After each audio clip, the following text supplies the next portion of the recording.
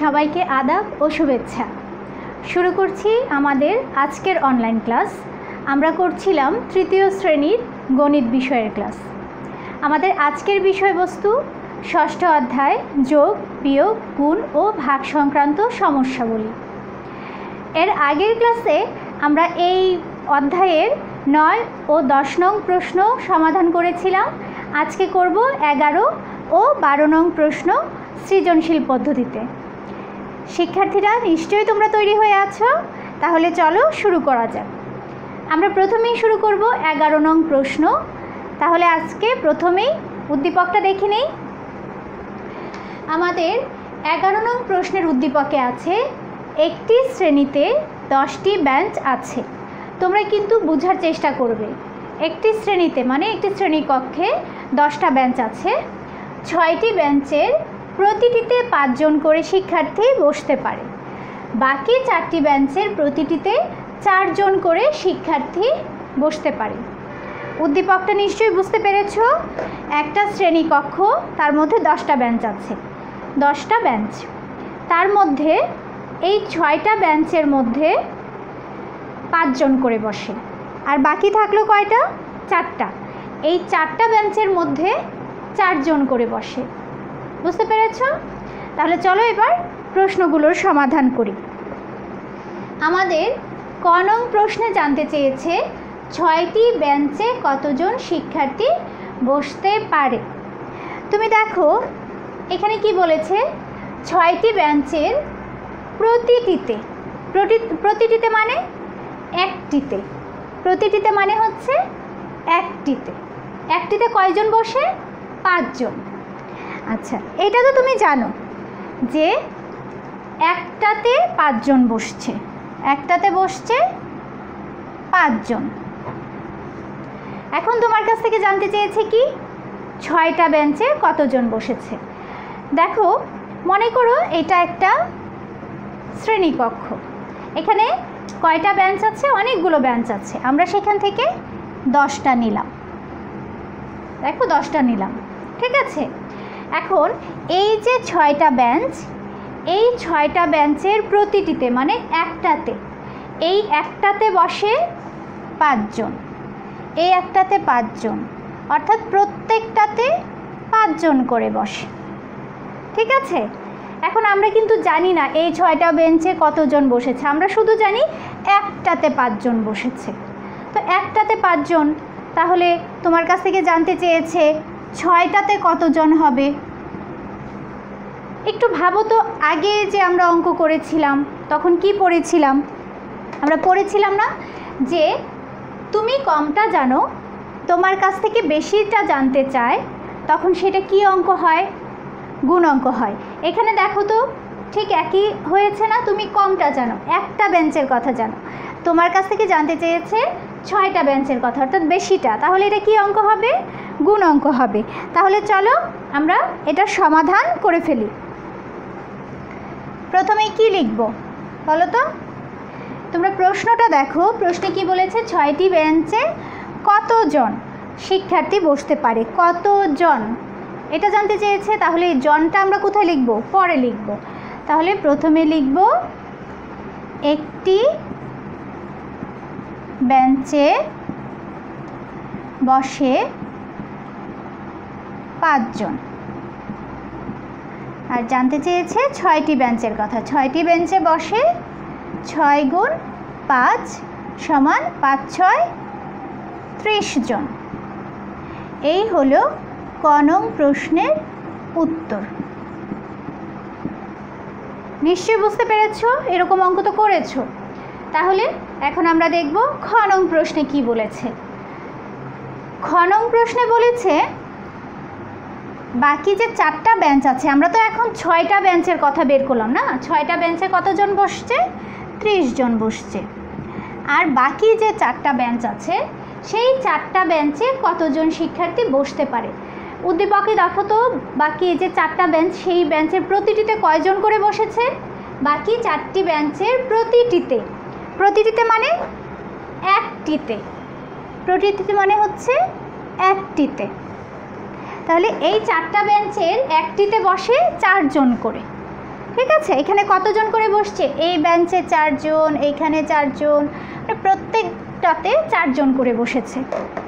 এটাও তুমি চিন্তা করো, তুমি একটা বেঞ্চে বসে 4 জন, এটা জানো, আর তোমার কাছ থেকে এখন জানতে চেয়েছে 4টা বেঞ্চের কথা, এটাও গুণ। তাহলে ঠিক আগের অঙ্কটার মতোই লিখে ফেলো। প্রথমে কি লিখব? একটি বেঞ্চে বসে 4 জন, 4টি বেঞ্চে বসে 4 গুণ 4 জন সমান 4 4-এ 16 জন। তাহলে দেখো আমরা খুব সহজেই আমাদের খ নং প্রশ্নের উত্তরও পেয়ে গেলাম। ক নং প্রশ্নে পেয়েছিলাম যখন একটা বেঞ্চে 5 জন করে বসতো, 6টা বেঞ্চে 30 জন বসে, আর এখন একটা বেঞ্চে 4 জন করে বসে, তো 4টা বেঞ্চে বসছে 16 জন। আমাদের ক এবং খ দুইটা অঙ্কই করা শেষ। এখন আমরা করব গ নং প্রশ্ন। গ নং প্রশ্নে কি লিখেছে দেখো, 10টি বেঞ্চে, 10টি বেঞ্চ, এই পাশের 6টা আর এই পাশের 4টা, সবগুলো মিলে কয়টা হলো? 10টা বেঞ্চ। এই 10টা বেঞ্চে মোট কতজন শিক্ষার্থী বসতে পারে? তোমরা তো অঙ্ক শেখার আগেই মানে প্রথম স্তরে কি শিখেছো? মোট কথাটা থাকলে যোগ হবে, তাহলে এটা তো বুঝেই গেছো যোগ হবে। এখন দেখো জানতে চেয়েছে কতজন শিক্ষার্থী, তাহলে এই জন কথাটা আমরা পরে লিখব। এখন তাহলে প্রথমে কি লিখব? 6টি বেঞ্চের আর আগে বের করেছিলাম 6টি বেঞ্চের, তাহলে এটাই আগে লিখব। 6টি বেঞ্চে বসে 30 জন, আর 4টি বেঞ্চে বসে কতজন? 16 জন। এখন দেখো তোমার কাছ থেকে 10টা বেঞ্চের কথা জানতে চেয়েছে। এখানে দেখো 6টা বের করেছিলে, 4টা বের করেছিলে, 4 আর 6 কিন্তু 10, অর্থাৎ সবগুলোর কথাই জানতে চেয়েছে। তাহলে 10টি বেঞ্চে বসে, এখন তো সবাইকেই গুনতে হবে, যেহেতু 10টা বেঞ্চের কথাই জানতে চেয়েছে, আমাদের সবাইকেই গুনতে হবে না, তাহলে এটা তো যোগ হবে, বুঝতেই পারছি। তাহলে কি করব? 6-এর সাথে যদি 0 যোগ করা হয় তখন হবে 6, আর 3 আর 1 4। তাহলে আমাদের এই যে 10টা বেঞ্চ আছে একটা শ্রেণীকক্ষে, সেই 10টা বেঞ্চে কতজন শিক্ষার্থী বসেছে? 46 জন। উত্তর 46 জন। খুব কঠিন কিছু মনে হলো বলো তো? অনেক সহজ একটা অঙ্ক। তাহলে আমাদের 11 নং প্রশ্ন এখানেই শেষ। নিশ্চয়ই তোমাদের লেখা শেষ হয়ে গেছে, আমি মুছে দিচ্ছি বোর্ড। এখন আমরা করব 12 নং প্রশ্নের উত্তর। আমি বোর্ডে 12 নং প্রশ্নের সৃজনশীল উদ্দীপকটা লিখে দিব, তোমরাও খাতায় লিখে নিবে।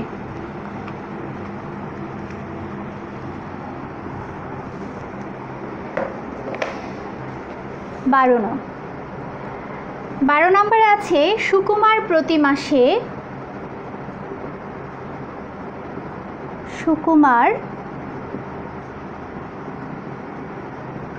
মাসে 90 টাকা বৃত্তি পায়। তার 12 মাসের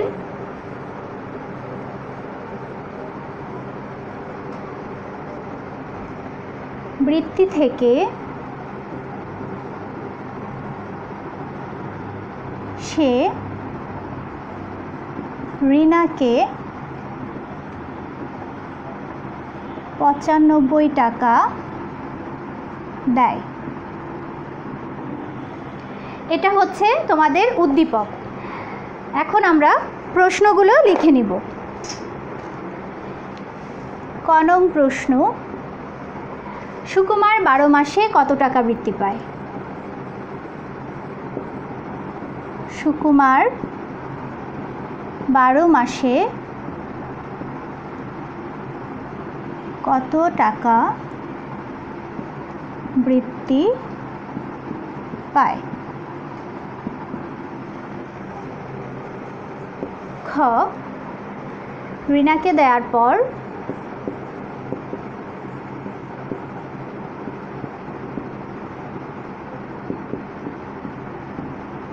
তার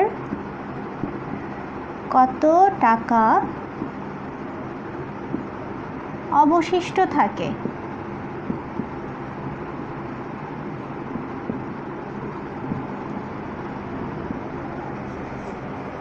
এবং গ, যদি সে 100 টাকা বৃত্তি পায়, যদি সে প্রতি মাসে 100 টাকা বৃত্তি পায়, তবে 12 মাসে সে কত টাকা পাবে?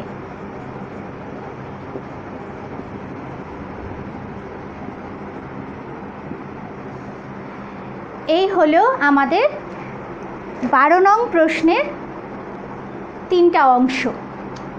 এখন আমরা এগুলোর সমাধান করব। তার আগে আমরা একটু উদ্দীপকটা বুঝে নিই। এখানে কি বলেছে? সুকুমার প্রতি মাসে 90 টাকা বৃত্তি পায়। একটু ভালো করে খেয়াল করো, এখানে কি বলেছে? সুকুমার প্রতি মাসে 90 টাকা বৃত্তি পায়।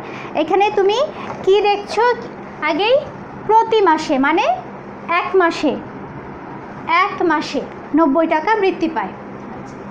তার 12 মাসের বৃত্তি থেকে সে রিনাকে 95 টাকা দেয়। তার 12 মাসের বৃত্তি থেকে, তুমি তো জানো সে এক মাসে পায় 90 টাকা, আর এখানে বলেছে 12 মাসের বৃত্তি থেকে, তাহলে তোমাকে 12 মাসে কত টাকা পায় সেটা বের করতে হবে না? আমাদের ক নং প্রশ্নে কিন্তু সেটাই আছে, সুকুমার 12 মাসে কত টাকা বৃত্তি পায়। এখন দেখো, তুমি এক মাসে পায় 90 টাকা, এটা জানো। তোমার কাছ থেকে জানতে চেয়েছে 12 মাসে কত টাকা পাবে। ভাবো তো, এক মাসেরটা জানো, 12 মাসেরটা জানতে চেয়েছে। কি অঙ্ক হবে এটা? গুণ অঙ্ক হবে। তাহলে আমরা এটা গুণ করে এখনই বের করে ফেলব। কি লিখব প্রথমে? এখানে তোমার কাছে প্রশ্নটা কি জানতে চেয়েছে? কত টাকা। তাহলে টাকাটা আমরা পরে লিখব। আগের কি লিখব? সুকুমার এক মাসে পায় 90 টাকা, আর সুকুমার 12 মাসে পায় 90 গুণ 12 টাকা। আমরা তো গুণ অঙ্ক অলরেডি শিখে ফেলেছি, তারপরে আমি একটু রাফ করে দেখিয়ে দিচ্ছি, তোমরাও রাফ করে করবে। 90কে কি করব? 12 দিয়ে গুণ করব। এখন গুণ করার নিয়ম কি? এই সংখ্যাটা দিয়ে উপরে সবগুলো সংখ্যাকে গুণ করতে হবে না? তাহলে 2 এ 0 0, 9 দুগুণে 18। আমাদের এই সংখ্যাটা দিয়ে গুণ করা শেষ। এখন বাকি থাকলো 1। 1 দিয়েও কিন্তু আবার সবগুলোকে গুণ করতে হবে। তাহলে 1 এ 0 0 আর 9 একে 9। এখন যোগ করলে কি হবে? 9 আর 1 10, অর্থাৎ 1080 টাকা। 1080 টাকা। সুকুমার এক মাসে যদি 90 টাকা পায়, 12 মাসে সে কত টাকা পাচ্ছে? 1080 টাকা পাচ্ছে। এটাই হলো আমাদের এই প্রশ্নের উত্তর, এত টাকা। ঠিক আছে, এখন আমরা খ নং প্রশ্নটা দেখব। খ নং প্রশ্নে কি বলেছে? রিনাকে দেওয়ার পর সে 12 মাসে যত টাকা পেয়েছে সেই টাকাটা থেকে রিনাকে কিছু টাকা দিয়েছিল। কত টাকা দিয়েছিল? উদ্দীপকে দেখো 95 টাকা দিয়েছিল। তাহলে তার 12 মাসে ছিল 1080 টাকা, এতগুলো টাকা ছিল। সেখান থেকে সে রিনাকে কিছু টাকা দিয়ে দিয়েছিল, 95 টাকা দিয়ে দিয়েছিল। এবার বলো তো, এই সংখ্যাটা তাহলে বেড়ে গেল নাকি কমে গেল টাকার পরিমাণ? কমে গেল। আর যখনই কিছু কমে যায় তখন আমরা কি করি, সেটা বিয়োগ করে ফেলি। তাহলে এই অঙ্কটাও বিয়োগ হবে। প্রথমে আমরা কি লিখব, সুকুমারের টাকা ছিল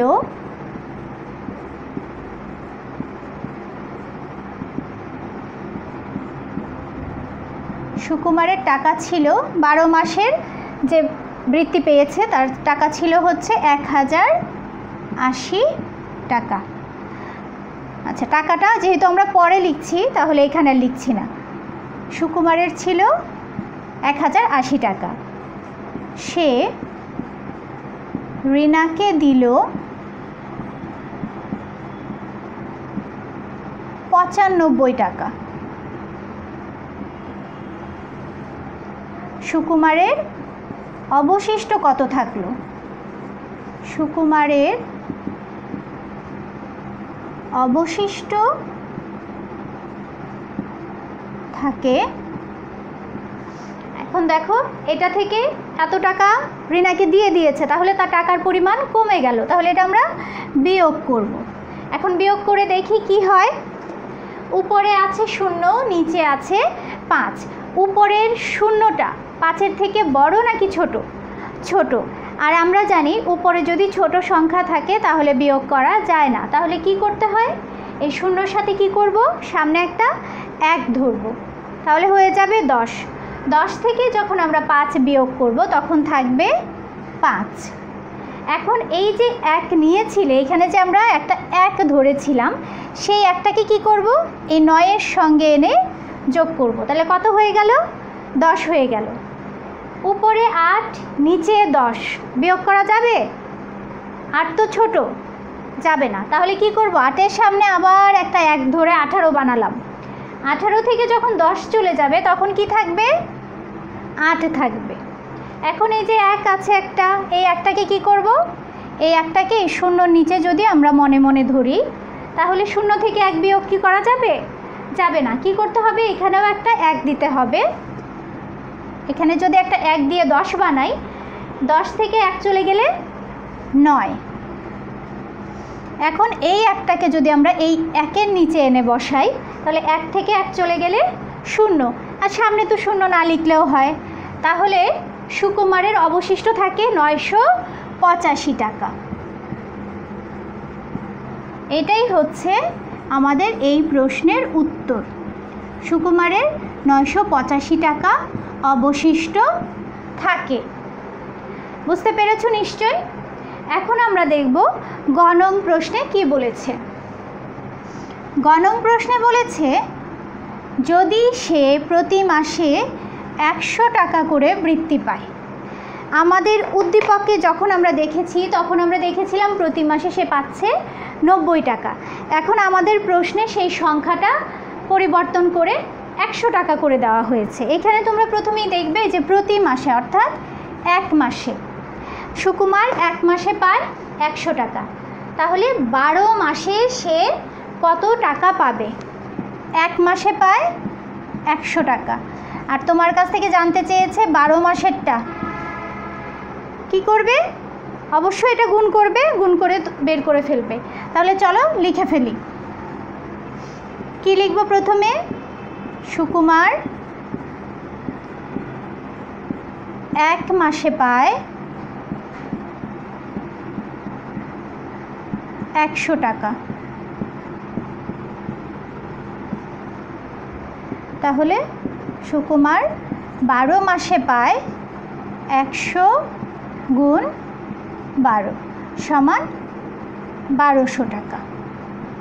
আচ্ছা, আমি একটু গুণটা আবার করে দেখিয়ে দিচ্ছি। এখানে 100কে আমরা যখন 12 দিয়ে গুণ করব, প্রথমেই কি করতে হবে? 2 দিয়ে উপরের সবগুলো সংখ্যাকে গুণ করব। তাহলে 2 এ 0 0, আবার 2 এ 0 0, 2 একে 2। এই 2 দিয়ে গুণ করা শেষ, তাই এই ঘরটা কেটে দিলাম। এখন থাকলো 1, 1 দিয়ে আবার সবগুলোকে গুণ করতে হবে। 1 এ 0 0, 1 এ 0 0, 1 একে 1। এখন যোগ করলে দেখো কত হয়? 1200 বা 1200 টাকা। উত্তর সুকুমার যদি 100 টাকা করে বৃত্তি পায় তাহলে 12 মাসে তার কত হবে? 1200 টাকা।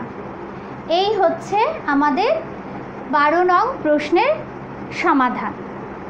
আশা করছি তোমরা আজকের অঙ্কগুলো বুঝতে পেরেছ, কারণ এই ধরনের অঙ্ক কিন্তু আমরা এর আগেও করেছি। আজকে আমরা এই পর্যন্তই আমাদের পড়া রাখবো, আর বেশি পড়ব না। এখন আমাদের সবচাইতে ইম্পর্ট্যান্ট কাজ সেটা হচ্ছে হোমওয়ার্ক। তোমরা যারা হোমওয়ার্ক দিচ্ছ তারা সবসময় এরকম হোমওয়ার্কগুলো কন্টিনিউ দিতে থাকবে, আর যারা দিচ্ছ না তাদের জন্য বলছি, এই হোমওয়ার্কের জন্য তোমাদের 10 নাম্বার বরাদ্দ আছে, যেটা কিনা তোমাদের মেধাক্রমকে সামনে নিয়ে আসার জন্য অনেকটাই ভূমিকা রাখবে। তোমরা যারা দিচ্ছ না তারা কিন্তু এই নাম্বারটা পাবে না।